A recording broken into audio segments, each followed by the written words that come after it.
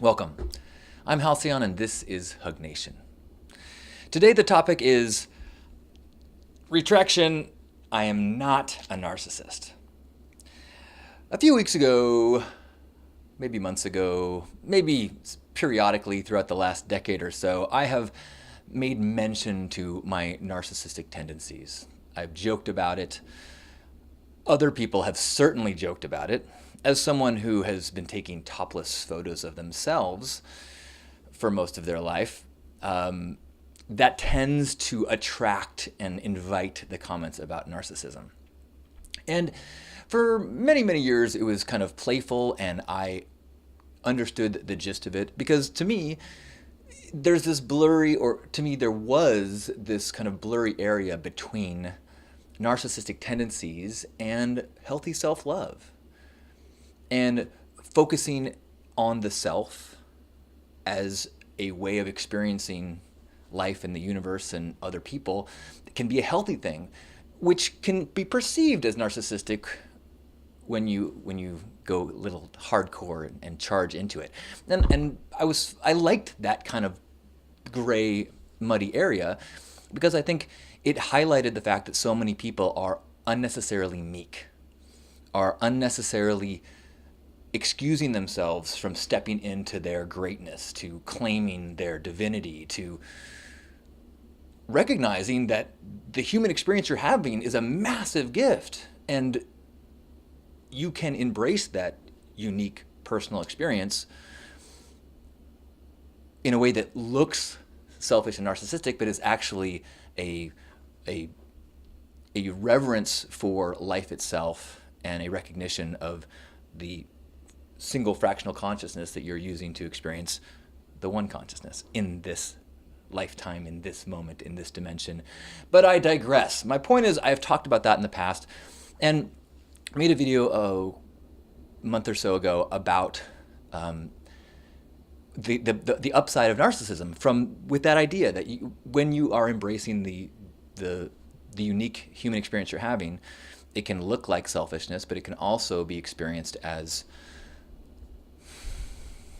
a celebration of the gift of life.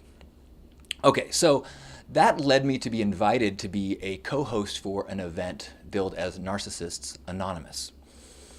And everyone involved with it that came to it, it was a beautiful gathering, a lot of awesome conversations, because what we were talking about, kept using the term narcissistic tendencies.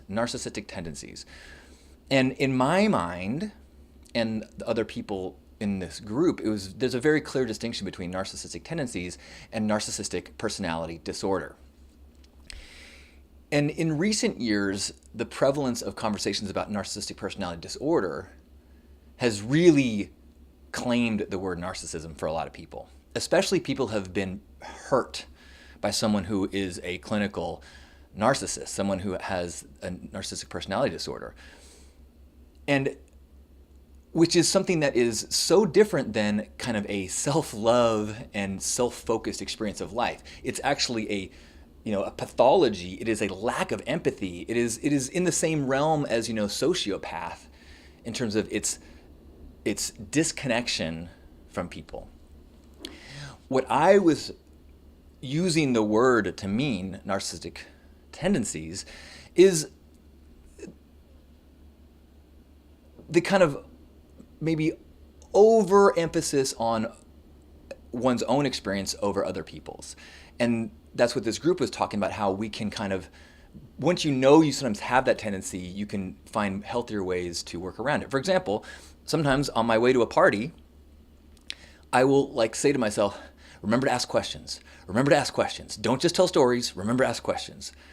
It isn't that I'm not interested in other people. It's that sometimes my tendency, especially when there's a little awkwardness, is to try to entertain and tell stories, make people laugh.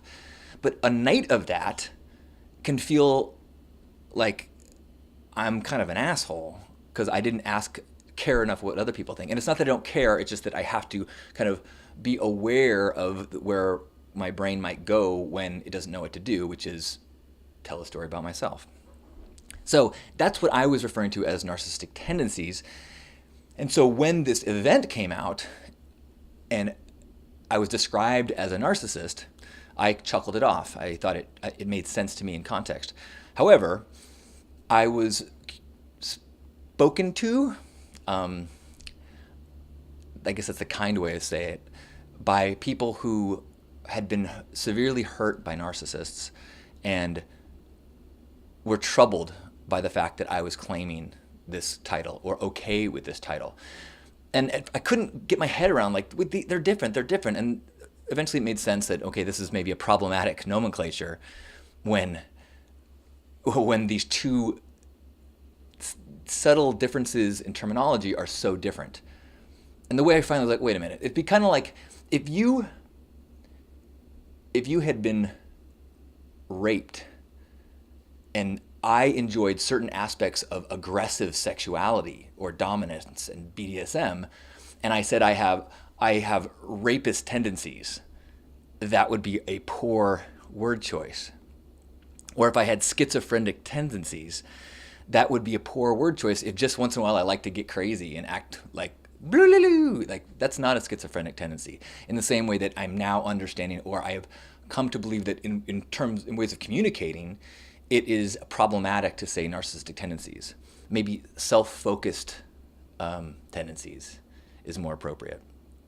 Maybe you have a better word for it. But after years of joking about my narcissism, I am now taking that off the table. That terminology is not something I'm going to be using to self-describe because of the way it triggers people. And I think it's important to remember that the way people hear you is way more important than what you intend and what you mean. Maybe not more important, but you can't have one without the other. And if you're using words to mean one thing and people hear it as another thing, then the words have failed you. Or you have failed the other person in your ability to communicate.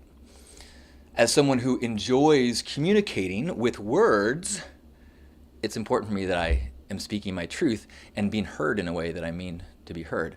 So if I have self-described or described you or used a terminology that sounds off or offensive or wrong, I welcome the dialogue. This goes into the same thing about like offending people and using words that people find offensive. And I know there's a tendency to kind of go overboard with that sometimes. Maybe not. There's a tendency to people to on both sides to be like, I can't believe that offends you. And other people are like, I can't believe you would say that offensive thing. I'm of the mind that it's really about communicating clearly and hurting as few people as possible. So if all I need to do is adjust my wording and I can still communicate what I mean, that's simple. If I can reduce the pain, the suffering, the hurt, then that's a win. And if it actually can be part of a shifting of awareness, even better. All of it needs to be wrapped up in compassion and a recognition that this is a journey that we're all going on together. And when people misstep or misspeak, we need to have an opportunity to make it right and assume good intentions in people. Because when we get defensive, when we get attacking, suddenly we've got a fight and it doesn't matter what we're talking about anymore. All we're doing is trying to be right and trying to make you wrong. Not you, but them. And you know how they are. So, as a, sometimes self-centered guy who is also so dedicated to his pursuit of an open heart so he can love himself and love you, thanks for giving me a little slack as I figure out the way to communicate best. I am not a narcissist. I am not judging those who are or self-identify as such. But the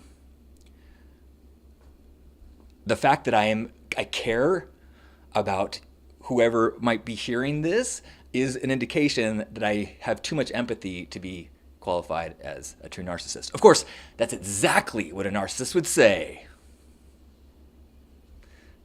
Thank you for walking this path with me. It is an honor and a treat. I love you.